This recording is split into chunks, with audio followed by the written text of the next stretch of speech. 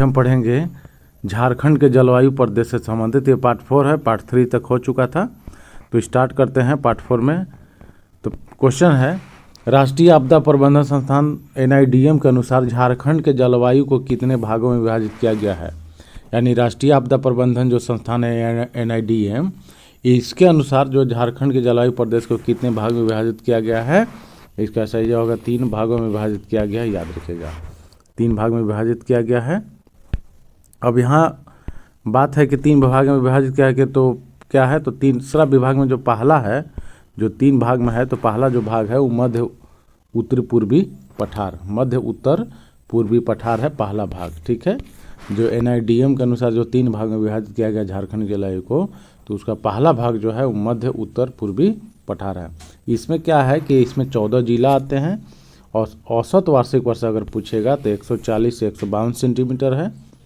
और मृदा का यहाँ पे जो है निम्न जल धारण क्षमता हो गया है और नदी द्वारा सिंचाई की व्यवस्था भी यहाँ पे है उपलब्ध।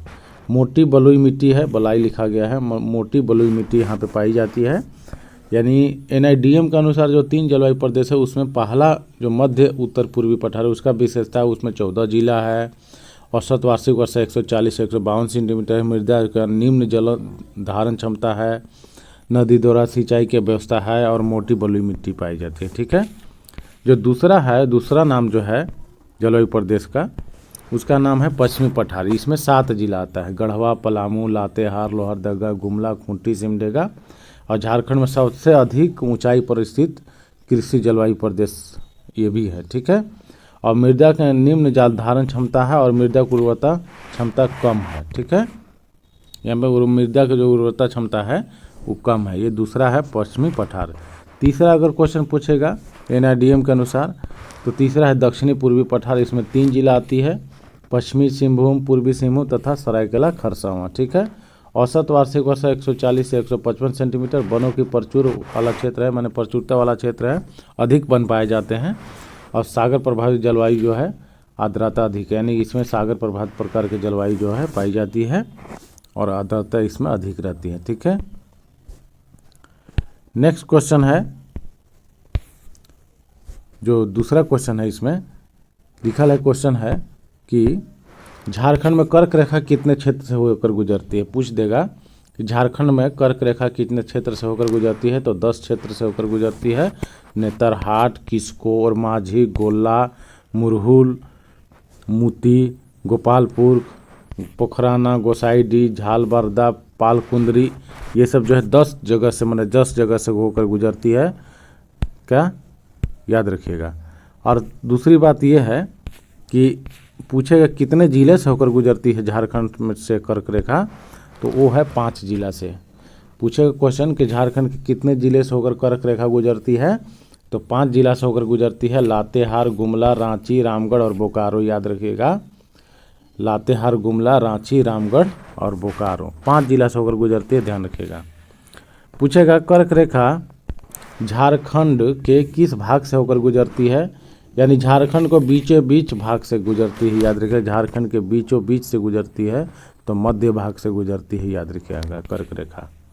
चौथा क्वेश्चन है, झारखंड राज्य में किस पवन द्वारा वर्षा होती है। भी क्वेश्चन पूछा एग्जाम में, तो दक्षिणी पश्चिमी मानसूनी पवन जो है उसके द्वारा वर्षा होती है झारखंड में वर्षा। ठीक है, झारखंड राज्य में किस पवन द्वारा वर्षा होती है, तो दक्षिणी पश्चिम मानसून द्वारा। ठीक है, पांचवा क्वेश्चन है,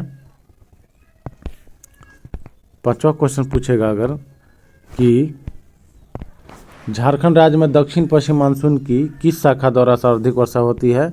अगर क्वेश्चन पूछ देगा झारखंड राज्य में दक्षिण पश्चिम मानसून की किस शाखा द्वारा वर्षा सर्वाधिक होती है, तो बंगाल की खाड़ी शाखा द्वारा। किसके द्वारा, बंगाल के खाड़ी शाखा के द्वारा सबसे अधिक वर्षा होती है। याद रखिएगा।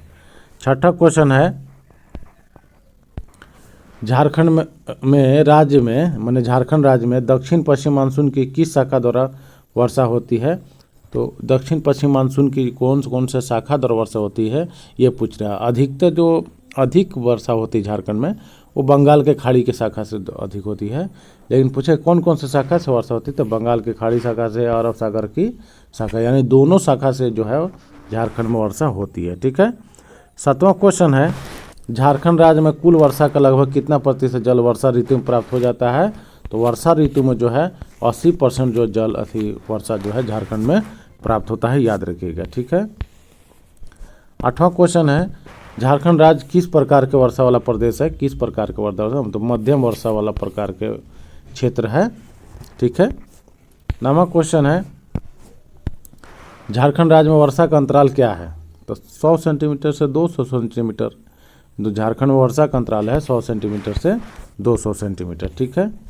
10वां क्वेश्चन है, शीत ऋतु में झारखंड राज्य का औसत तापमान कितना डिग्री सेल्सियस रहता है?